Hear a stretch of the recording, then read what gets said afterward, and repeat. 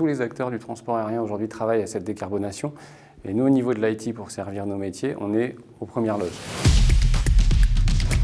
ADP aujourd'hui est un groupe international et multilocal à la fois. C'est-à-dire qu'on fait évidemment la structure des plateformes parisiennes, Orly-Roissy, que tout le monde connaît, plus les aéroports d'aviation générale ou le Bourget, qui est le premier aéroport d'aviation d'affaires en Europe. Mais on fait aussi énormément d'aéroports, on exploite énormément d'aéroports dans le monde et on s'étend de manière assez importante aujourd'hui. La DSI d'ADP aujourd'hui, c'est 300 collaborateurs qui travaillent pour les métiers, avec 4 domaines métiers principaux qui sont l'aéroportuaire, le domaine entreprise, tout ce qui est régalien. On a le domaine patrimoine et ingénierie et puis le domaine digital qui lui va se structurer plutôt autour du B2C. Donc on adresse le client passager, et pas le B2B, plutôt compagnie aérienne ou le real estate. Donc on adresse nos 4 métiers principaux en fournissant tous les services informatiques de support pour tous ces métiers qui sont assez importants puisqu'on a énormément de métiers différents. Aujourd'hui, on adresse les solutions aéroportuaires pures, donc la gestion des avions pour qu'ils partent à l'heure, bien sûr, la gestion sur le tarmac.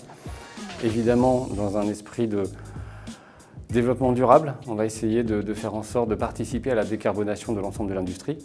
Et puis, on a des métiers un petit peu spécifiques, comme des pompiers, des systèmes de secours. Donc, on a du SAMU, on a un centre de SMU H24, on a énormément de métiers différents, on fait aussi du retail, on ouvre aujourd'hui un site de e-commerce.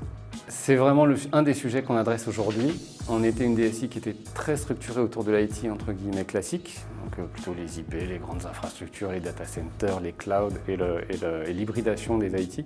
Et aujourd'hui, on s'hybride, on commence aussi à partager nos expériences, nos futurs avec ce qu'on appelle les systèmes industriels chez nous. Puisqu'on a des vraies directions informatiques industrielles, on a des systèmes industriels comme des trieurs bagages pour les prendre les plus célèbres, mais on en a énormément qui ont des automates qui sont gérés avec ce qu'on appelle l'informatique industrielle et aujourd'hui l'OT, qui a une convergence avec l'IT. Et cette convergence, elle s'opère à la fois sur les infrastructures, on partage de plus en plus d'infrastructures, mais aussi sur les compétences.